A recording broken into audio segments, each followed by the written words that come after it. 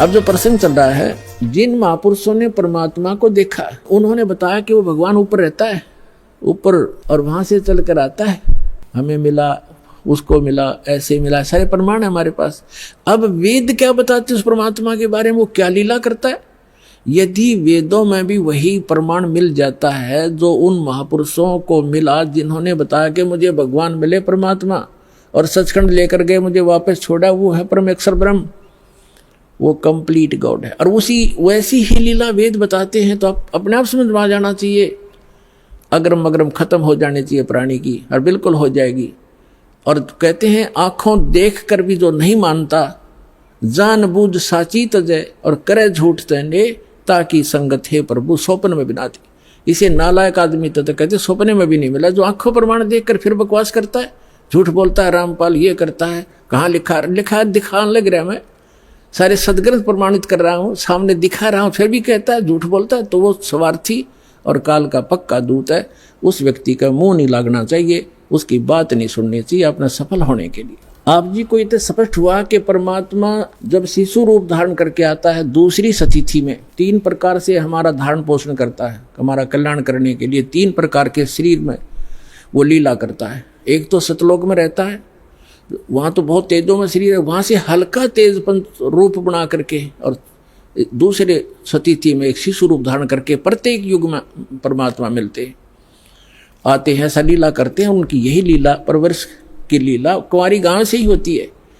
और तीसरी स्थिति में वो महात्मा साधु संत का रूप बना के कभी भी कहीं प्रकट हो जाते हैं और अपनी अच्छी आत्माओं को मिलते हैं, उनको ज्ञान समझाते हैं। उनके विषय में आपको बहुत बार बताया है कि किन किन महापुरुषों को वो मिले हैं, और उन्होंने फिर बताया कि हमको परमात्मा मिले अनंत कोट ब्रह्मांड का एक रति निभार, और सतगुरु पुरुष, पुरुष माने परमात्मा भगवान कंप्लीट गॉड कबीर हैं, कुल के सृजनहार। अब वेद क्या बताते हैं परमात्मा की महिमा, क्योंकि परमेश्वर ने कहा कि वेद मेरा भेद है, मैं ना मिलूं वेदन के माही, और जौन वेद से मैं मिलूं वो वेद जानते नहीं कि वेद मेरा भेद है। मेरी महिमा का गुणगान करता है वेद, लेकिन वेदों में वर्णित विधि से मैं मिल नहीं सकता, मेरी महिमा तो कंप्लीट है। लेकिन जिस वेद से, वेद माने ज्ञान से, तत्व ज्ञान से मैं मिलूं, वो ये चारों वेद जानते नहीं, इनमें वो ज्ञान नहीं है। उसका ज्ञान स्वयं ही परमात्मा ने आके बताया।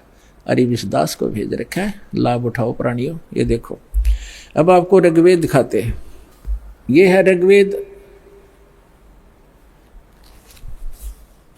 ये कहाँ से प्रकाशित है? सर्वदेशी कार्य प्रतिनिधि सभा, महर्षि दानंद भवन, रामलीला मैदान, नई दिल्ली से। ये कौन इसके भाषा? आर्य भाषा भाषा, ये मुद्रक है।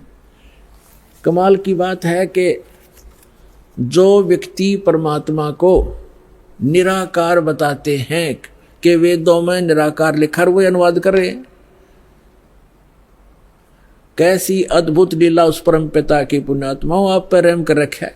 यदि इन वेदों में ये ना लिख रखा होता, अनुवाद नहीं कर रखा होता इन्हीं के द्वारा, तो ये कभी भी आपको ऊपर नहीं आने देते कि रामपाल दास साची कह रहा है। लेकिन वो तो अन्य प्रमाण बहुत से देता दास, और भगवान जो लीला करता वो करके दिखाते, प्रमाणित तो हो जाता, लेकिन और ज़्यादा समय लग जाता। ये भ्रमित करने वालों का दाव लगा रहता। अब इनका दाव कति समाप्त हो गया। इन्होंने अपने कर कमल से अनुवाद कर रखा। अनुवाद सही है, उनकी सोच गलत है, उनका अनुभव गलत है। महर्षि दानंद ने सत्यार प्रकाश नामक एक पुस्तक का निर्माण किया है, रचना की है। उसमें उन्होंने स्पष्ट लिखा है कि मैंने इस पुस्तक का निर्माण वेदोनुसार किया है, वेदों के प्रमाणों को हल्का सरल करके लिखा है, और उसमें स्पष्ट है कि वेदों के विपरीत ज्ञान है सारा। महर्षि दानंद और उसके सारे चेले परमात्मा को निराकार बताते हैं, उसका कोई स्थान नहीं है, वो एक देशीय नहीं है, एक स्थान पर नहीं रहता। और देख वेद क्या बताते हैं, वो एक देशीय है, भवनों के सब लोकों के ऊपर के स्थान पर रहता है, और वहाँ विराजमान है, धूलोक के तीसरे पृष्ठ पर रहता है, एक देशीय है। तो ये महर्षि दानंद का कंप्लीटली अज्ञानी आदमी था पूर्ण रूप से, और उसी अज्ञान के आधार से उनके द्वारा भ्रमित आर्य समाज है। दास का उद्देश्य किसी की निंदा करना नहीं, केवल आपको सही दिशा देना उद्देश्य रखता हूँ कि आपके समझ में आया नहीं, ना इन ऋषि महर्षि इन ब्राह्मणों का समझ में आया। इस दास पर दया करी, इसका पूरा मानव समाज लाभ उठाओ, सबका कल्याण होगा, हमने किसी से द्वेष नहीं। ये देखो ऋग्वेद मंडल नंबर 9 सूक्त 86 और मंत्र नंबर 26 पढ़ेंगे।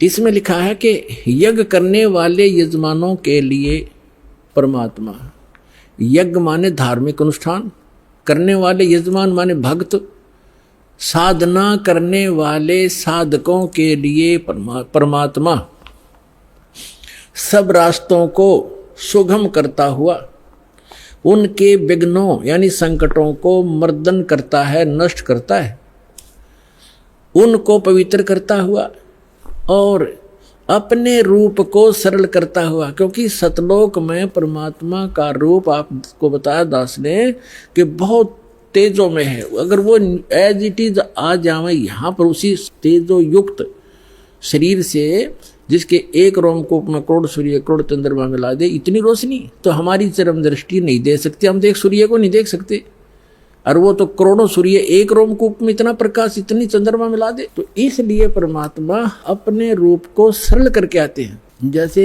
एक कक्ष में कमरे में 1000 वाट का ट्यूब है, 500 की है, 100 की है और एक 0 की भी है या 10 वोल्टेज की है, सब बंद करके एक 10 वाट की चालू कर दी या 5 वाट की, तो जितना आवश्यक प्रकाश उससे है वो हो गया, बाकी वो है विद्यमान लेकिन वो प्रकाश ऑफ कर लिया। ऐसे वो परमात्मा का जो शरीर है इतना नूरी है, उसको कम करने के लिए वो अपने उस ऐसे स्विच ऑफ करके ओनली सिंपल सा प्रकाश युक्त शरीर यहाँ रख लेते।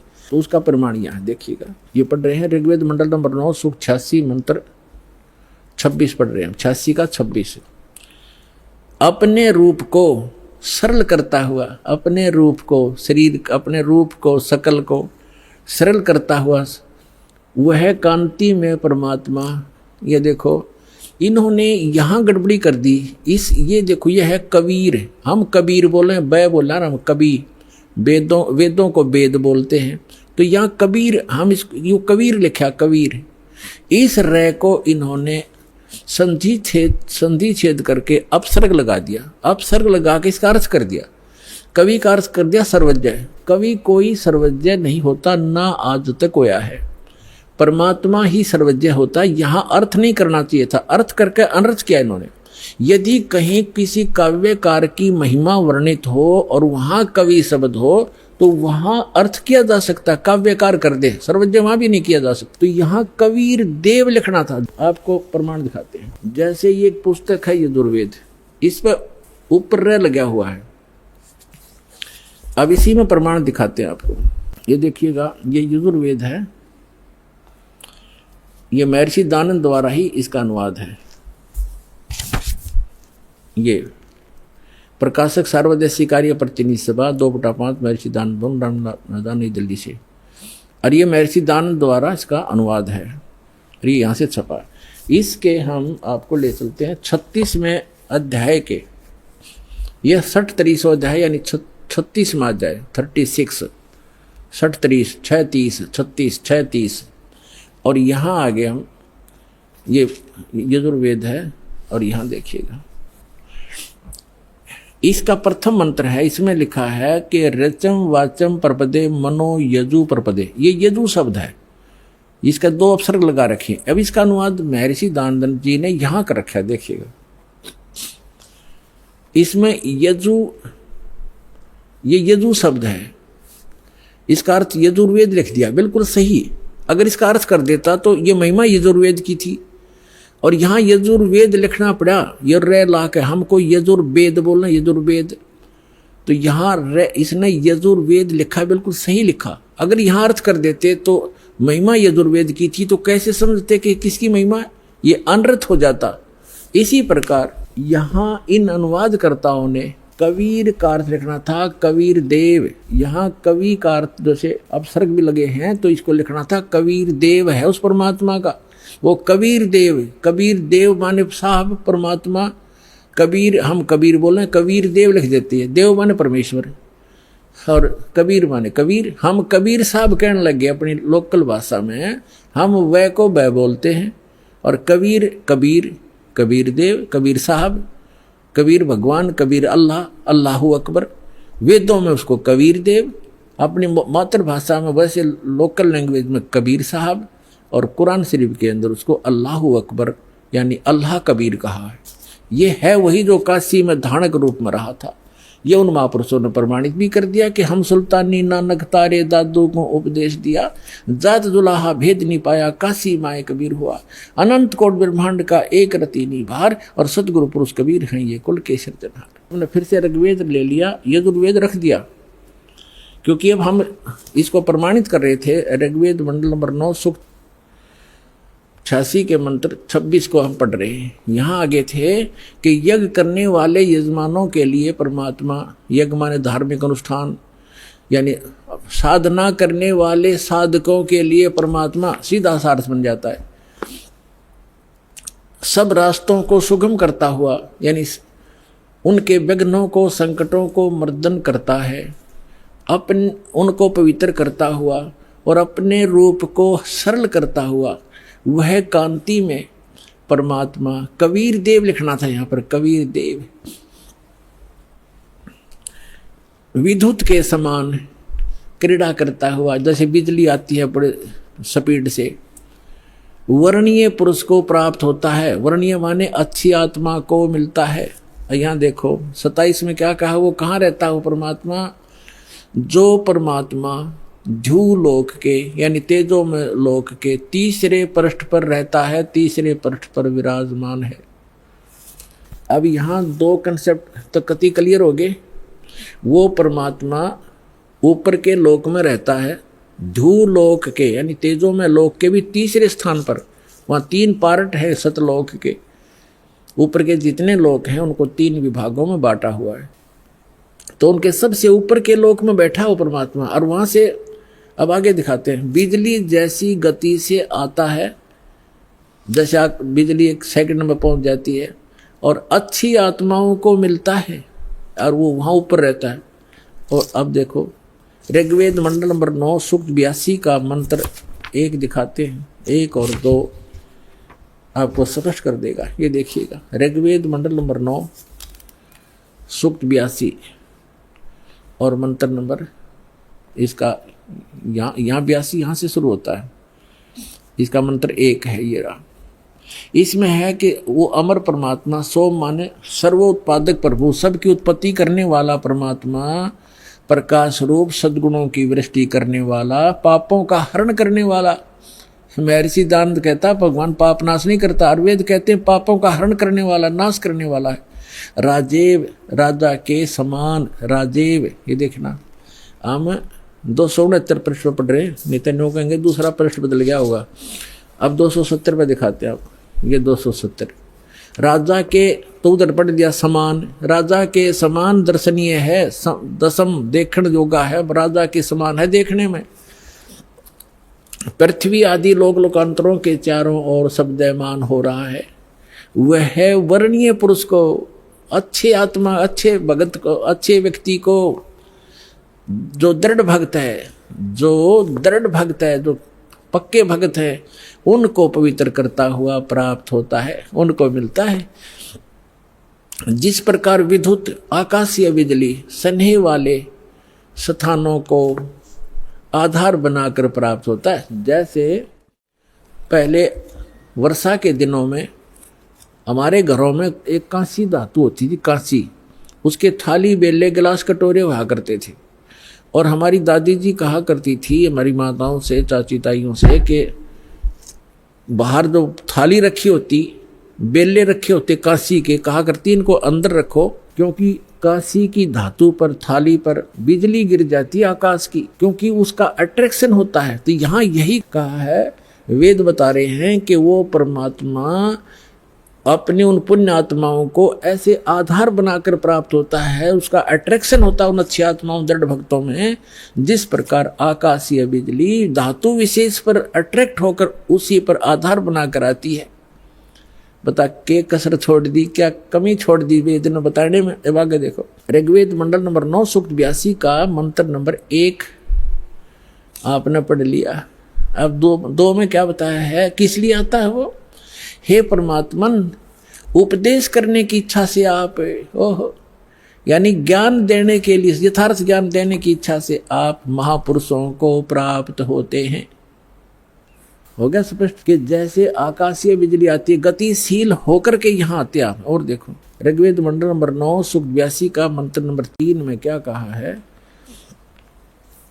पवित्र यज्ञों में रक्षा से आप प्राप्त होते हैं, पृथ्वी आदि लोकांतरों में गति करते हुए, सर्वव्यापक नहीं, आप है गति करते हुए, ये गलत लिखा है, जिन्हें अपनी सोच थोड़ी अड़ाई है। आप माने आप स्वयं गतिशील होकर विराजमान होते हैं।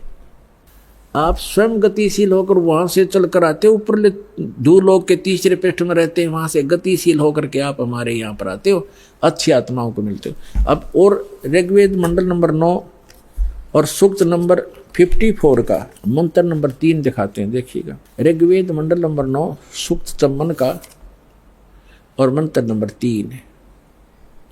इसमें लिखा है कि सूर्य के समान जगत प्रेरक वह यह परमात्मा सोम स्वभाव वाला और जगत प्रकाशक है, और सब लोकों को पवित्र करता हुआ भुवनो ऊपरी तिष्ठति, भुवनो ऊपरी तिष्ठति, संपूर्ण ब्रह्मांडों के ऊर्ध्व भाग, ऊपर के भाग में भी नहीं, वहां वर्तमान है, वहां रहता है। भी तो इसमें आता ही नहीं, वहां रहता है अपने आत्माओं।